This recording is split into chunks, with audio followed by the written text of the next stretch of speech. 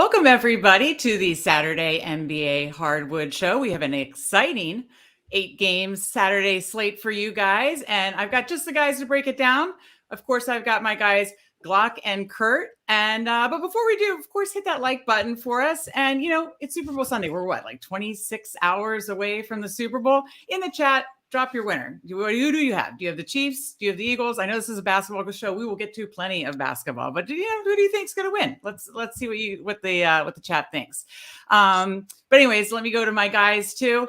See how they're doing on this wonderful Saturday Super Bowl Eve. Glock, how are you doing? What do you think of this slate, and who do you got for the Super Bowl? Yeah, so I am doing good. Obviously, got the playbook up. Heat map as well. So always my Saturdays are jam-packed when I have a show. But yeah, I'm super excited. I think obviously if you've been playing NBA, last night was jam-packed. I think it was like a 11 game slate, and now tonight's 8-game slate. They're trying to jam-pack everything in there so that you can enjoy the Super Bowl tomorrow. I think there's only like 2 NBA games, which is nice. So don't really have to worry about that. Obviously, we're gonna have content for that as well for the 2-gamer, even with the Super Bowl going on. So the grind doesn't stop over here at RPS. And yeah, I think I'm going to be rooting for the Chiefs here. I live in Dallas, and, you can't be having a division rival winning the Super Bowl. You know what I mean? And I've always been a Pat Mahomes fan anyways, and how the Chiefs play offense. Like, I just think it's more, revolutionary. It's different. It's different than everyone else, and Yep. Obviously if the Cowboys could run an offense like the Chiefs, I would love that. And that would be ideal, but they can't, and they're not talented enough. So I'll hitch my wagon to the Chiefs tomorrow and hope that Patty Mahomes can, get home a dub for sure. Absolutely. Are you diehard Cowboys fan, Glock? I know you're a diehard Mavs fan. Nah, I think like the fan base is like just a little too delusional for my liking. The Cowboys, I'm saying, every year it's like, oh, we're going to the Super Bowl, or, like we got to go all the way. Like the hopes are way too high. They're not realistic over here in Dallas. And, I'm a diehard of the more low-key team here in the Dallas area, which is the Mavs. Obviously the Cowboys get all the shine, Sure. but yeah, it doesn't bug me or hurt me when the Cowboys lose. I mean, obviously I would like to see them do well. It'd be cool for the area and whatnot. But, if the Mavs lose, I'm upset. If the Cowboys lose, we're moving on. You're moving on. Okay. Well, as you can see from everything behind me, I'm a diehard Washington fan. So I, with you, do just like you, do not want the Eagles to win. I'm pulling for the Chiefs tomorrow. I think the Chiefs are going to win tomorrow. Kurt, who do you have tomorrow? What do you think of today's slate? Your hair looks great, by the way. It's all over the place. I'm in shambles. No, you're not in shambles. You look so. I actually go on the Chiefs too. I think, look, on paper, I mean, you're going to like the Eagles. It's obvious, but I think experience is going to come into play here. I know the Eagles have a great pass rush, but Patrick Mahomes has had Super Bowl experience against one of the most lopsided offensive defensive line things, like matchups I've ever seen in the Bucs 2-3 years ago. Yep. So I'm going to go the experience and go the Chiefs here. I just want some points, man. Just hit the over, just so we can I just want a high scoring Super Bowl. None of that bullshit we had with the Patriots and Rams a while back. Oof, that was brutal. Some points, man. That's right. And what do you think of today's slate, Kurt? Any kind of overarching thoughts? I mean, another fun Saturday slate. I like how it's kind of jam packed. Then not too much crazy news as far as I think the last game's not gonna have too much interest, so we can kind of get the stuff out of the way kind of before at least the last lock. So a lot of edge, a lot of fun. Looking forward to it. Saturday's been profitable in the past. Yep. No changes up here. All right, perfect. Well, as you guys know, we're going to go game by game, get these guys' thoughts. Of course, you're going to check in on the Discord later to get updated injury news, starting lineups, and such. And of course, if you're a Run Pure subscriber, you're going to want to go check out everybody's cores. So if you're not a Run Pure subscriber, use code Glock15, Kurt15, Meg15, get 15% off your first month, and you can get the cores for the Super Bowl tomorrow. Someone asked in the chat, I don't do the NBA cores yet. I will give you my captain that I put in the cores. I already have my Super Bowl cores up because I am that excited for tomorrow's game. So yes, I will give my captain as my play of the day for Super Bowl. But yes, there you go. There you go. That's right. That's right. Yeah. So, but this is an NBA show. So we're going to go game by game, but hit that like button for us, guys. We got a big slate to get to here. So let's get started. We've first got the Denver Nuggets at the Charlotte Hornets. Nuggets are favored by 8.5. Glock, who do you like in this game? Who are you targeting? What are your thoughts? Yeah, so we definitely have some injury news here to monitor. Obviously on the Nuggets side, Jamal Murray, Aaron Gordon are questionable. Obviously that would make this game environment way, way better. Obviously, if they're in, then I think you can always consider Jamal Murray or Aaron Gordon in lineups where you're fading Jokic. But obviously, I think Jokic, no matter what, he's a priority for me. If Jamal Murray misses, then a guy like Bruce Brown comes more into play. He'd be the starting point guard. And obviously, his upside is kind of capped somewhat, like especially playing alongside Jokic. But he's still cheap, and I definitely think you could plug and play him for sure if Jamal Murray's out. And then Aaron Gordon, he did get kind of dinged up in last game, but he continued to play. If he's in, then I do like him. His price is elevating on both sites, so that is something to consider. But if he's out, we've seen in the past a guy like Vlatko Konkar slides in there and is pretty productive just because he's playing with a guy that's the caliber of Jokic and can just get him so many open shots, and you don't need too much to pay off that cheap tag. So more of the story is I think this first game we really need to keep an eye on that Q tag of Jamal Murray and Aaron Gordon. These guys, this game is at lock, so we'll have the news before it, which is nice. Right. And yeah, on the Charlotte side, I think a point guard that's popping a lot tonight is Trae Young, which we'll get into later. If you know me, I actually like to correlate my studs, and right now it looks like LaMelo is a pretty low owned run back option. So you just pay up a little more than a guy like Trae Young, and you have that nice LaMelo Jokic correlation, which I definitely am going to consider. And obviously the Hornets, they traded away Mason Plumlee. And so Mark Williams is going to slide into that starting lineup once again. Last night, him and Nick Richards split the center position completely. So Mark Williams played 31 minutes and then Nick Richards played 17. So obviously you could just plug and play Mark Williams. There's going to be a ton of center plays on tonight's slate. So obviously if you start your build with a Jokic and Mark Williams, like, there goes your center and util spot. So you kind of have to consider how you build tonight. And, we'll touch into that for sure as we talk through the slate. But yeah, I mean, I love this game. I definitely want some exposure, obviously. Jokic at the top, Mark Williams on the opposite side.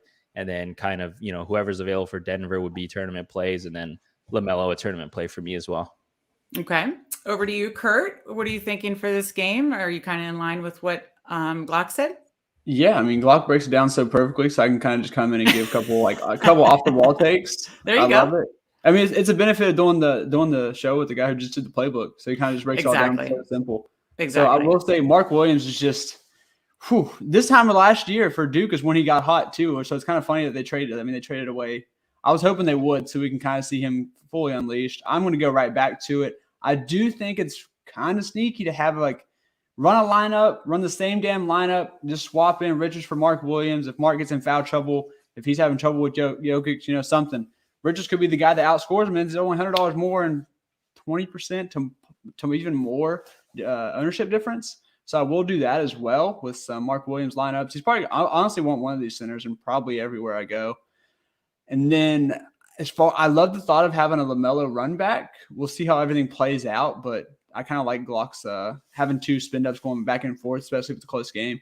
Also, man, I got a dusty play I'm going to have a share of. I'm not going to go main lineup or anything, but Gordon Hayward, 4,900, hasn't shown the upside randomly in a while. But if he keeps playing max minutes, I'm hoping Aaron Gordon maybe is a little limited here because I don't really like him on forwards at all. I know it's not a one-on-one matchup, but he'll see a little bit, and Aaron Gordon's being elite defensively this year.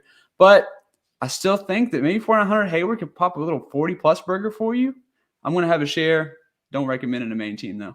Sure. Okay. Well, one thing, Meg, that Kurt just pointed out. So, yeah, I think really, if you've hand-built a few lineups already, there's just so many centers that you want to play and can play. There's so many point guards and guards that you can play. I'm just looking at my projections here. You literally scroll down the list. You've got 5 centers viable that are the top plays, and then your next 5 best plays are point guards or shooting guards.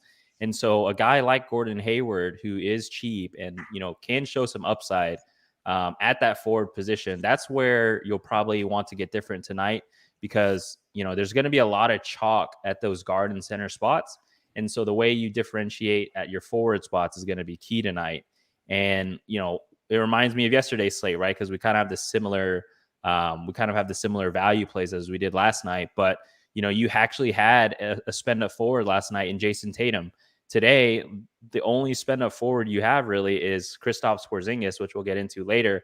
But the rest are like all guards, and you have Julius Randle as well as a forward. But yeah, we'll get into that. I just wanted to touch on Kurt's point about Hayward because he is a cheap forward that can make your build a little bit different, and that forward spot is going to be key tonight, especially when you start hand building out your lineups. Okay. All right. Well, let's move on to the next game because we have plenty more, 7 more to get to. We've got the Miami Heat at Orlando Magic. The Heat are favored by 1.5. And I think I caught the end of that game. They won like a buzzer beater, right? At the end last night. Yeah. Yeah, definitely. Yeah. It was a close, low scoring game. I mean, Miami games, like we're going to break this. I mean, I might as well get into it and break it down. I was going to say, just get into it. Yeah, get into it for us. It's kind of tough. Like Miami games are always so hard to target because, they're so good defensively. They play so slow. I wrote in the playbook, like if Gary Harris is out, it makes someone like Jalen Suggs a little more interesting because he's cheap and he started in the same spot. But it does look like Gary Harris is available tonight. So I want to keep an eye on that starting lineup. Obviously, Orlando can play just so many guys.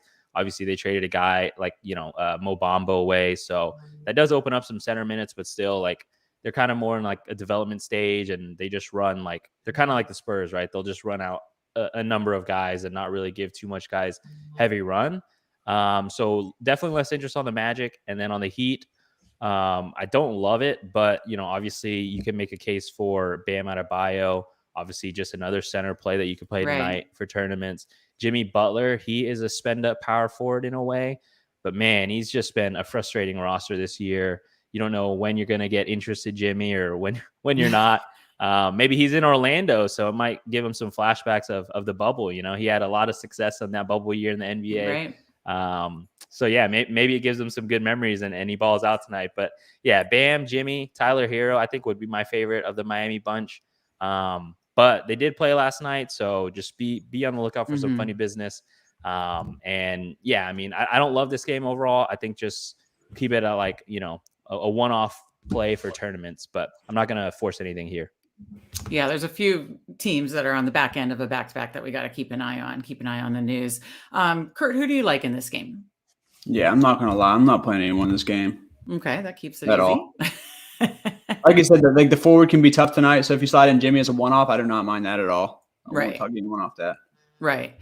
They name was 3,900, but yeah, no more than one. And I don't think you need anyone here. Right. And Kurt made a great point earlier. I mean, Glock does the playbook and does such an amazing job. So he does such an excellent job of breaking it all down. And then, Kurt, you come in and I don't like this game. I like this game. Maybe you go off the, reservation with this play. I like this strategy. Firecracker plays, nothing. Yeah. crazy. I like the strategy we've got going for Saturday. I like exactly. We got yin and yang going. I guess that's only 2 people, but a 3-way like yin and yang, we got a good yin and yang on track. Going.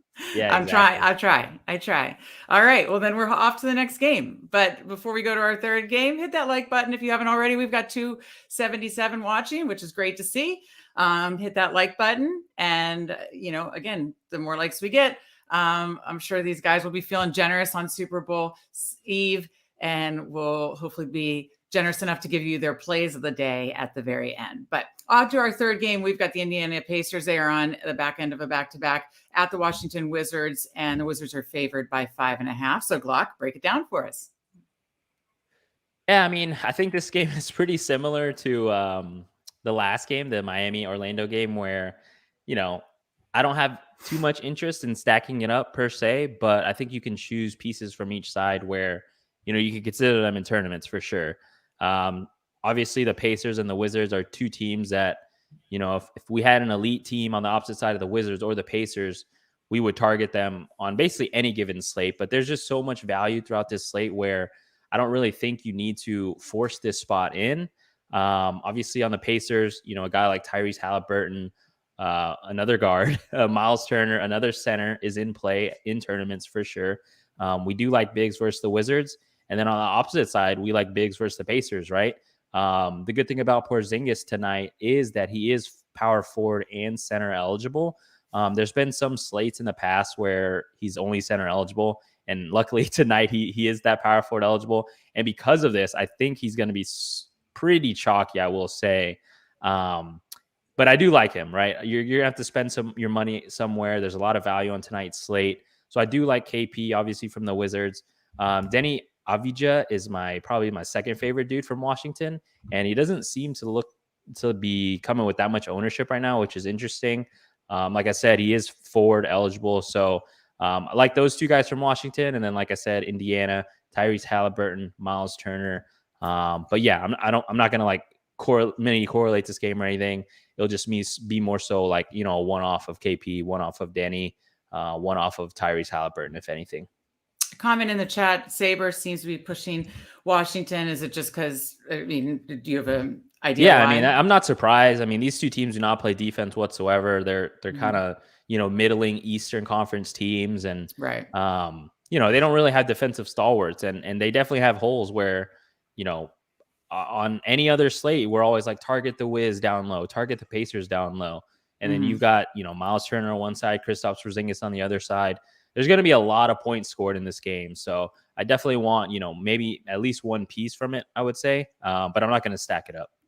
Okay.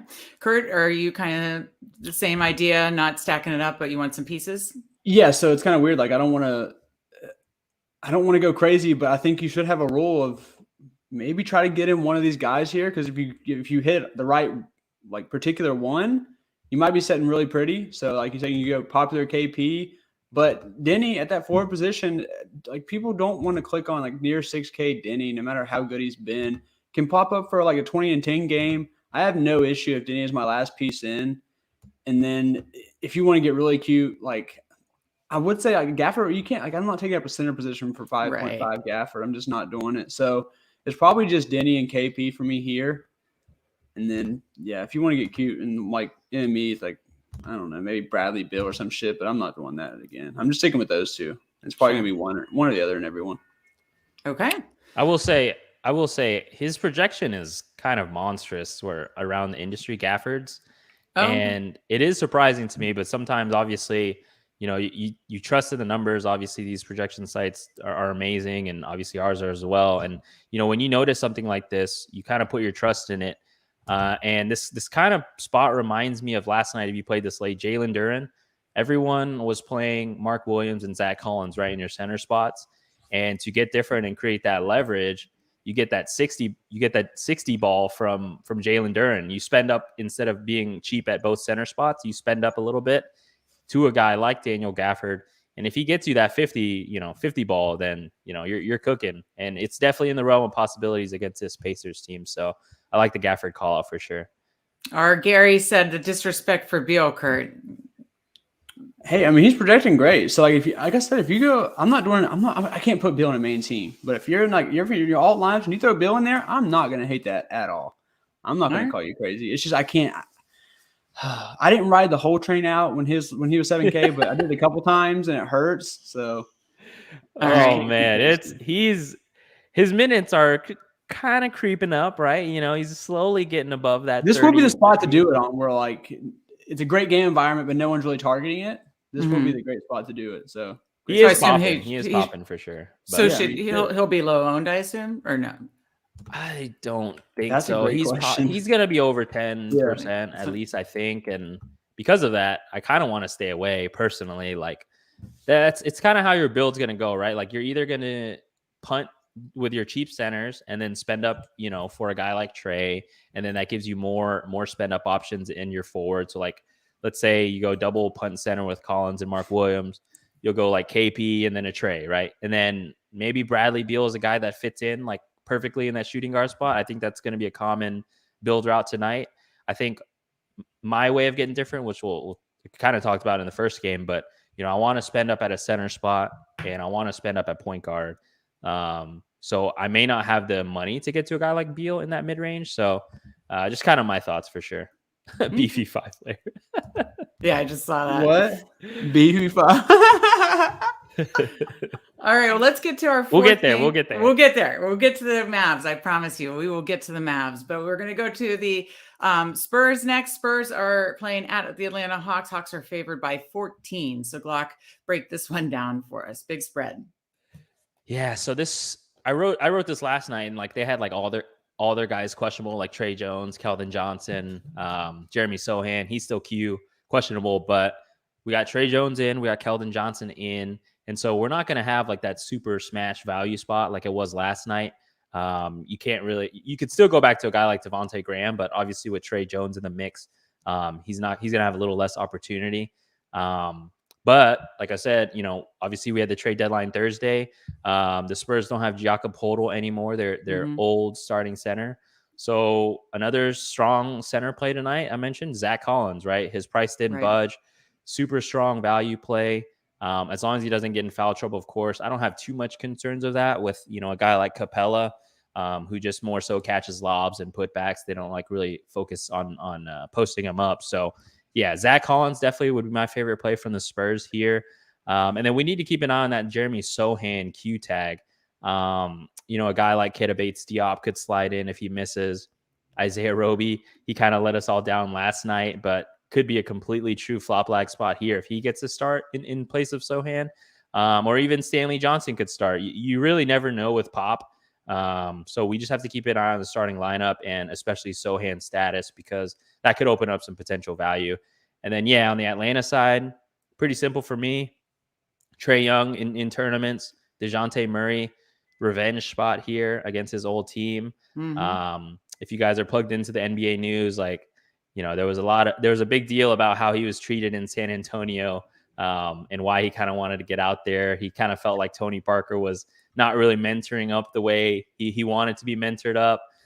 So he kind of had to force his way, into the starting lineup and proving himself. So don't count out some DeJounte Murray revenge. Obviously, I prefer Trae Young if you can get up to him, as I do think he is still the alpha of Atlanta. But yeah, Zach Collins, Trae Young for tournaments, and DeJounte for tournaments for me.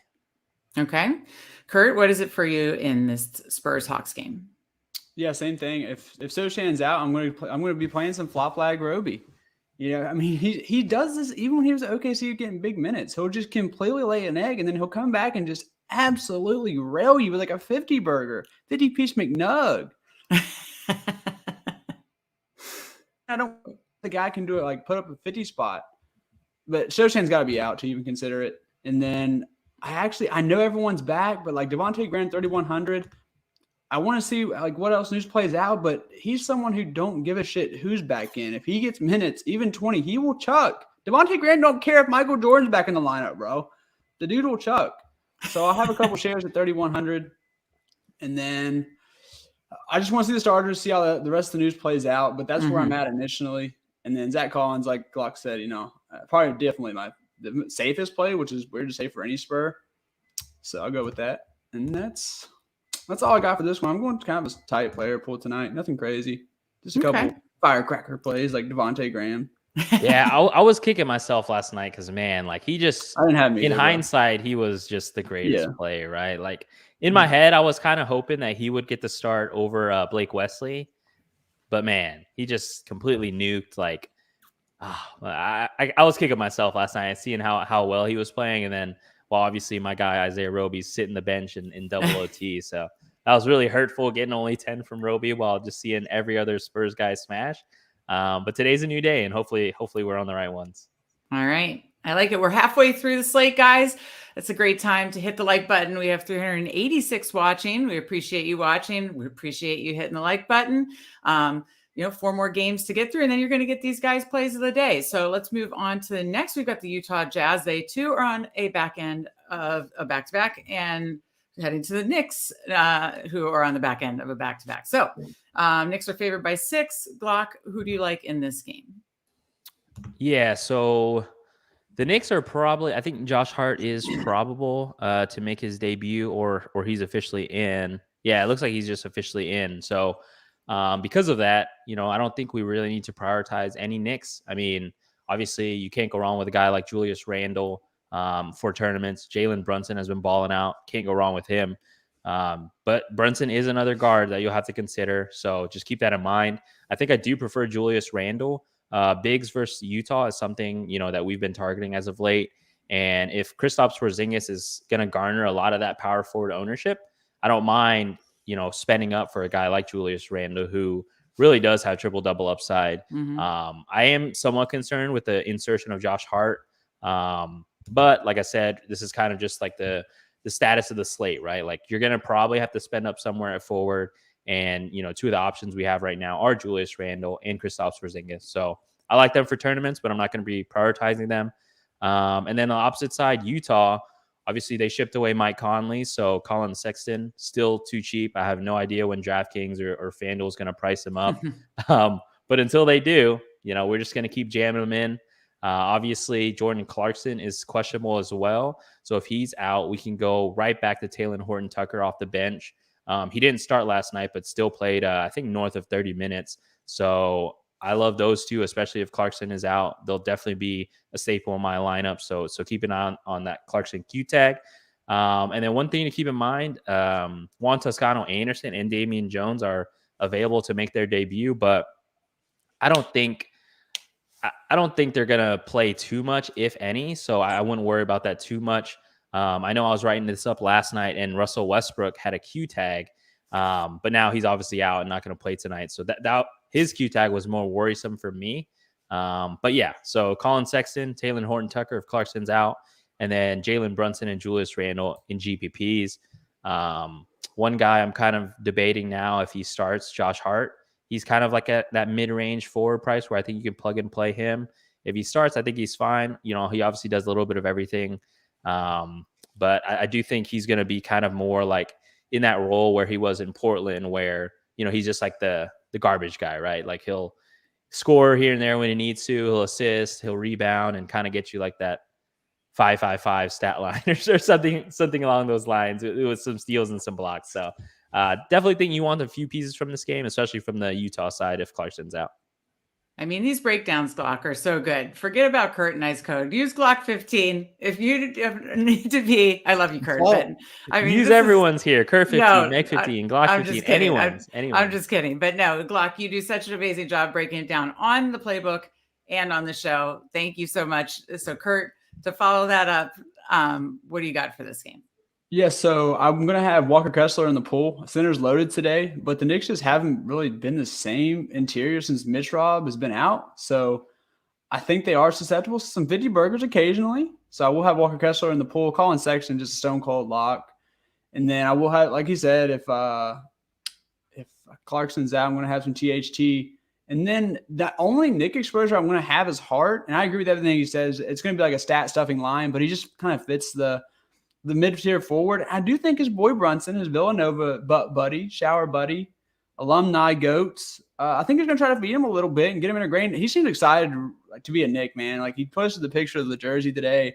First game in the Garden against a terrible defense. I wouldn't be surprised if he popped off for a crazy game and kind of had like a non-traditional Josh Hart game where he's actually scoring the ball. So just got to get Randall the fuck out of the way. Maybe he'll let it happen. But yeah, actually, only Knick I have exposure is Hart. I mean, I actually like him a lot. Like a lot. Okay. I'm seeing him pretty low owned too. And I'm just noticing that he's guard and forward eligible. So pretty interesting, I would say. I mean, Kurt, what do you have to say to this? Not Rubio's true. in here talking all. trash in the I chat. Rubio. To talk about another guy who does a great job on the playbook. He has the Showdown playbook already up for Super Bowl Sunday. If you're a member, go check it out. If you're not a member, use the code Glock15, Kurt15, or Meg15.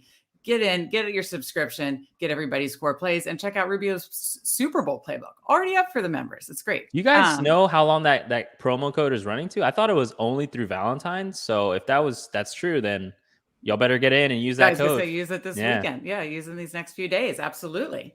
Okay, so we are on to the Bulls at the Cleveland Cavaliers. Cavaliers are also on the back end of a back-to-back. Cavs are favored by 5. So Glock, what do you got for this game? Yeah, so this game I probably have the least for it, honestly.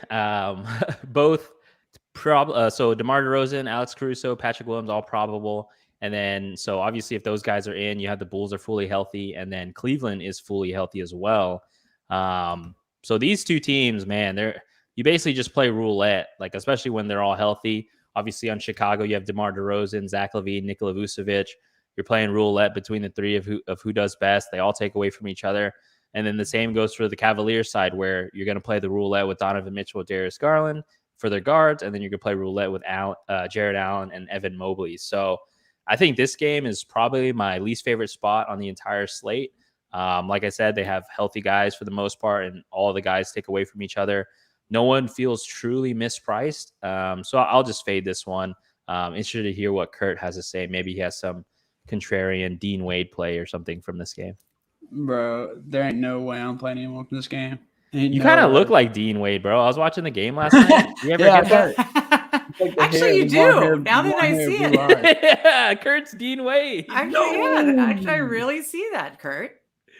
I think that's Wade. a compliment. Dean Wade's a good-looking guy, so I think that's a total compliment. Equate version Dean Wade. Equate version Dean Wade. I know we got to get to our next game, but there was a question that popped up. I know we still need to get through a few more games. Are there any games that you are really considering stacking up? Block, I'll go to you first. Nuggets, Hornets for sure. We talked about that one already. One game we're about to talk about, Lakers, Warriors. I think you can stack up and get pieces from. I think those two would be my favorites for sure. Lakers, Warriors, and then Nuggets, Hornets. Okay, same for you, Kurt? Yeah, same. You can get a mini stack of the San Antonio game. Okay. Well, that leaves us 2 games left, guys. We have 455 watching. Hit that like button if you haven't already. We are very close to getting these guys plays of the day. We've got the big one here. We've got the LA Lakers at the Golden State Warriors. Warriors are favored by 2.5. Of course, LeBron James is out. That's a bummer. But I'm excited for this game still. So, Glock, break it down for us. Dang, yeah, like you said, Meg, super bummer. Obviously, LeBron is dealing with some ankle injury. Blew his load, I guess, breaking the scoring record, and then now he's gonna pay the price, which sucks. But I mean, you could definitely tell he's in pain because if you watch that Oklahoma City game, he couldn't even finish the game, and it was close. Tough to watch. Hopefully, it's not too serious. Obviously, we had that Chris Haynes report where he's in so much pain that he can't even walk sometimes, which is really alarming. But yeah, obviously tonight, the Lakers will have no LeBron James, so you're gonna have a guy like Anthony Davis just pop on every optimizer, just another super strong center play. Bigs versus the Warriors is something that, we've targeted and had success. And obviously when Anthony Davis is healthy, he's one of the best big men in the game. I suspect they start Kevin Looney to kind of deal with his size, but even then, I don't think they have really anyone that can hold Anthony Davis down. So I think he is a strong play.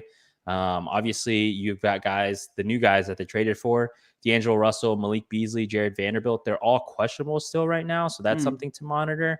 I would expect they play and give it a go. Obviously, if LeBron is out, then it kind of brings these guys into some urgency. And, they're in the thick of things, right? Like they can't drop any games if they want to make the playoffs. And, obviously the Warriors are shorthanded without Steph Curry. So keep an eye on that starting lineup. I think a guy like Malik Beasley is interesting if he starts in place of LeBron. D'Lo, obviously, not back in LA, but he is a Laker again. So that's interesting for tournaments as well. So definitely think I like Anthony Davis the most from the Lakers. Obviously, that's no surprise. And then, on the Warriors side, like we said, game stack, like if you spend up for Anthony Davis, a lot of lineups already are going to have Jordan Poole. So I think that's a super strong mini correlation. And then guys like Wiggins, Dre, you can always consider those guys as well. I think Wiggins is going to be a key on tonight's slate because he is that small forward and power forward eligible. You can just plug and play him. And, he had a fantastic last game. So I like this game a lot. Definitely want my exposure to this game. And it's one of my favorites for sure. And Clay's been hot. Are you on Clay tonight? Oh, man. I just, when Clay beats me, he beats me, because I feel like he's just so shot dependent, right? Sure, like absolutely. Obviously, he's a flamethrower, right? There's no debating that. Like he can literally hit 10 plus threes in a game. And if I lose like that, I lose like that. It's just the thing is all his points come from scoring and 3-pointers. So if he's just a flamethrower for the night, I'm okay losing. I like to prioritize plays that, can rack up the peripherals. If you know me by now, I like guys that can get me that double upside, triple double upside. Guys like Wiggins, he may not go for 30 raw points, but he can get me, 20 points, 10 rebounds, 3 assists, and some stocks, So that's kind of who I like to target when it comes to DFS. So less on Clay, more on Dre, Wiggins, Poole, and then Anthony Davis from the Lakers. And then obviously, if D'Lo plays, Malik Beasley, Jared Vanderbilt, then you can consider those guys in tournaments as well. Okay. Kurt, who are you on in this game? Kind of the same core? Yeah, I love the run back. AD and Jordan Poole. Jordan Poole's role when Curry's out is just awesome. He just chucks. It's just the best. So many off ball stuff for him too. And then I don't really want to get too. I want to kind of see how these Lakers play out and stuff. But man, D'Lo, semi-revenge narrative. He's played for like 80 teams now. It feels like it really has. He's back home in LA. He's 7,300. Like I could see him maybe seeing a couple go down and filling it. Don't mind that at all. Vanderbilt fits the like forward role. I mean, Rui sucks, I think. So I think Vanderbilt's a better all-around player than Rui. So I think they're going to find that out tonight. Hopefully they just put him into pretty big minutes beside AD. I think it's a pretty good front court.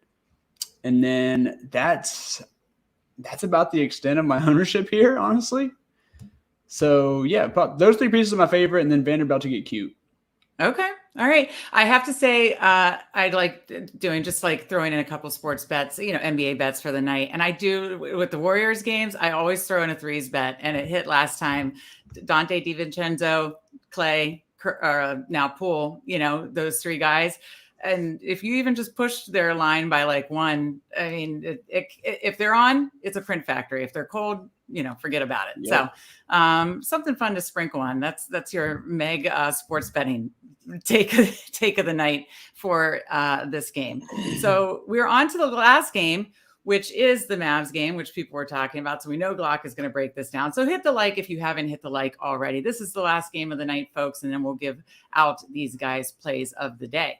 So we have got the Dallas Mavericks. They are on the back end of a back-to-back at the Kings, back end of a back-to-back. The Mavs are favored by 1.5. So this is your team. Glock, what do you got for us? Got the Luka head bobble. It's kind of messed up with the because of the green screen. I love it. Put it in front of your body. There it is. Okay. There it is. Okay, look at the step back jack. The King makes his return tonight. Like a little Christmas one. The King makes his return tonight. Obviously, I'm going to have my popcorn ready for this game. Love it. But from a DFS perspective, obviously we care way more about making money.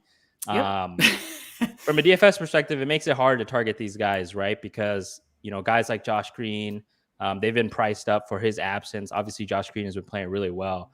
But when you insert a guy like Luka back into the lineup with Kyrie, those two guys are going to take away from each other. Obviously, I think Luka has less of a chance to get double teamed now and blitzed. So you're going to see a lot more one-on-one with Luka, with Kyrie.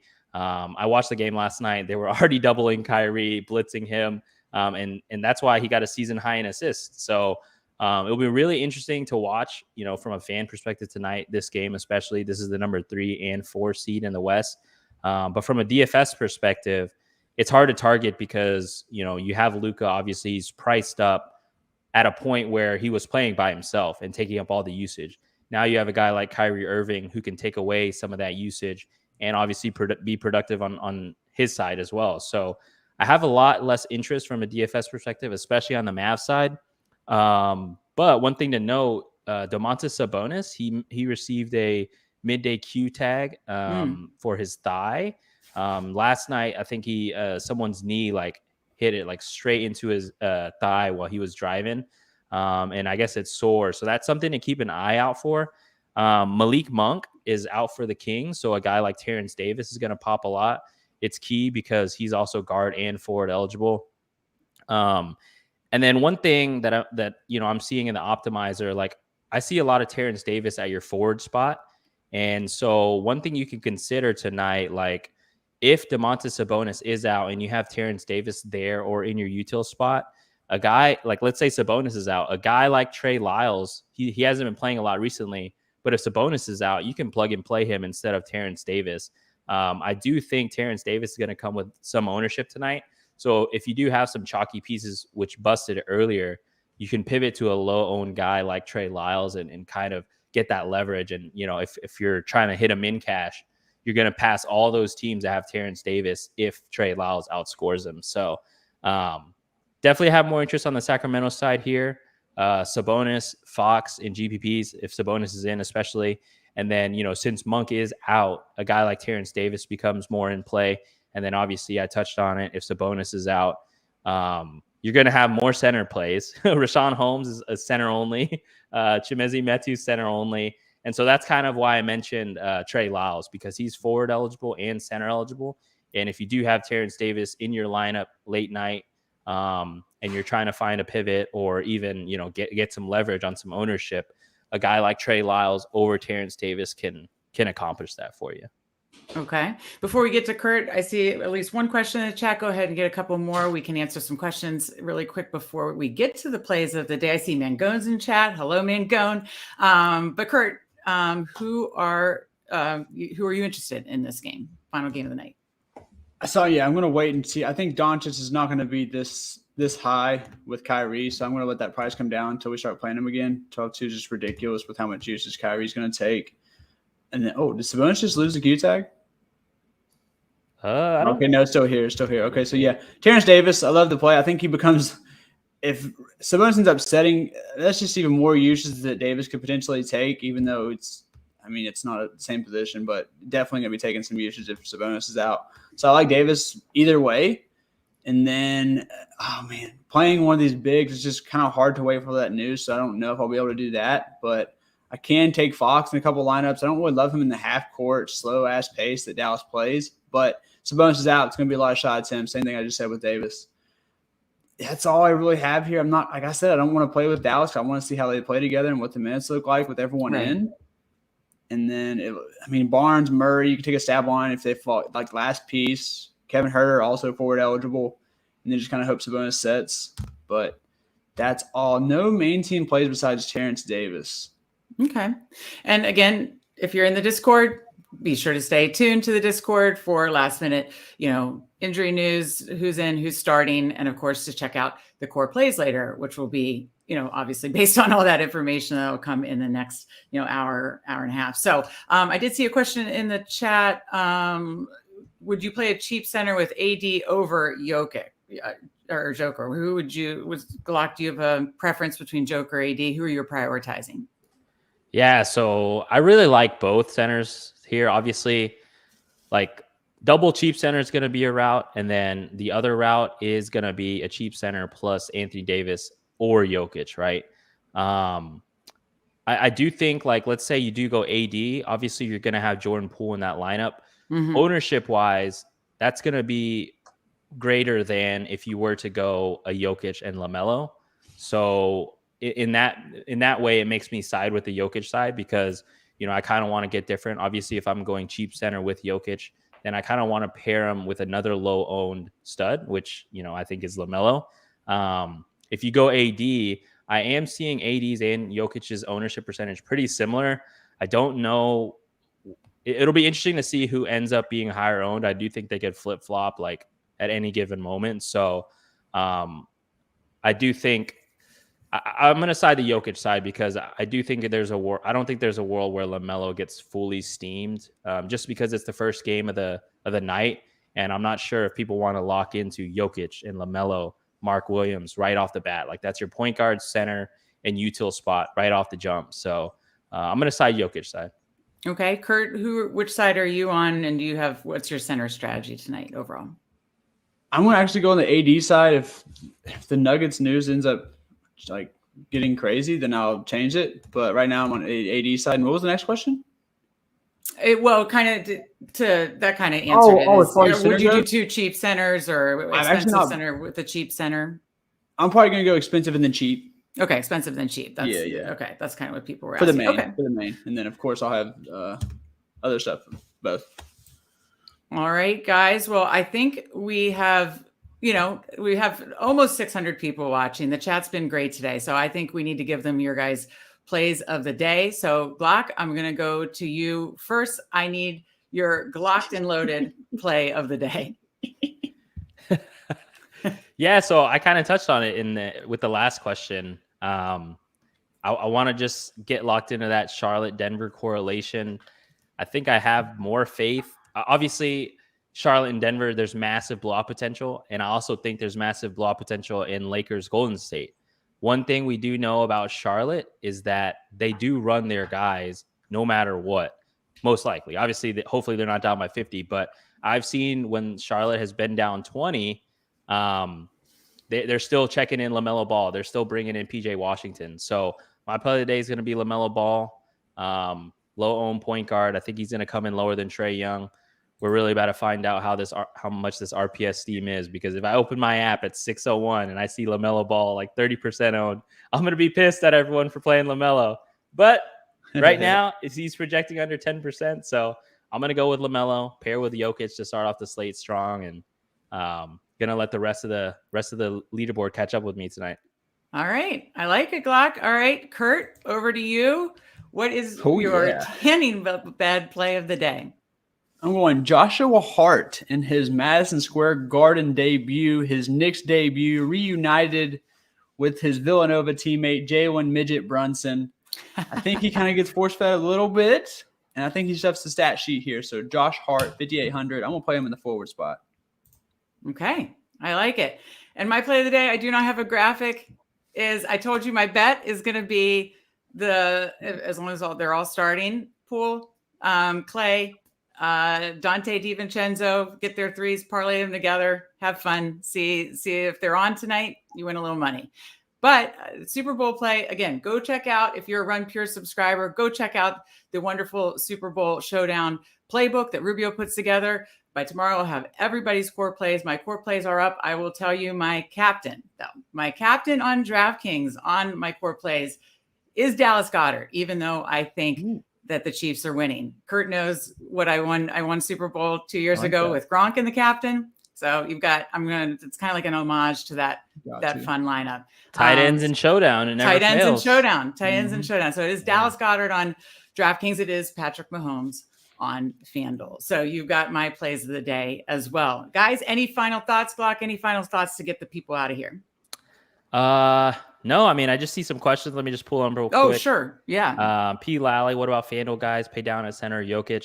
I ran 150 before we got on, and Mark Williams is in 100% of lineups. So that immediately just tells me spend up at center spot. If you fade Mark Williams, you're going to be completely different. And it's not like DraftKings where like you'll feel as bad fading him.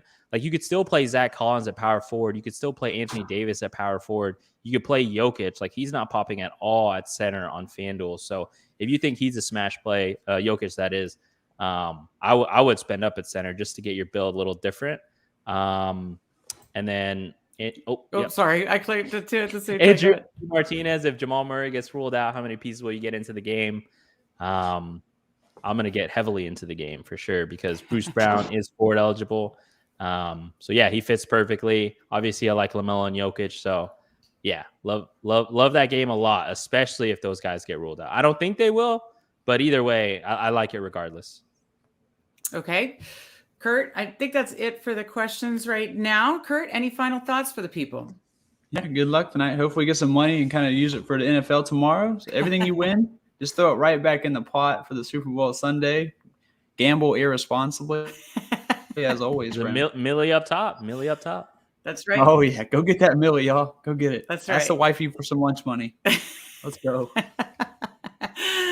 That's right, guys. I hope everybody has a wonderful NFL slate, a wonderful Super Bowl showdown slate. So I've had a great time hosting this show. I hope you all do well tonight. For Glock, for Kurt, I'm Meg. We will see you guys next time.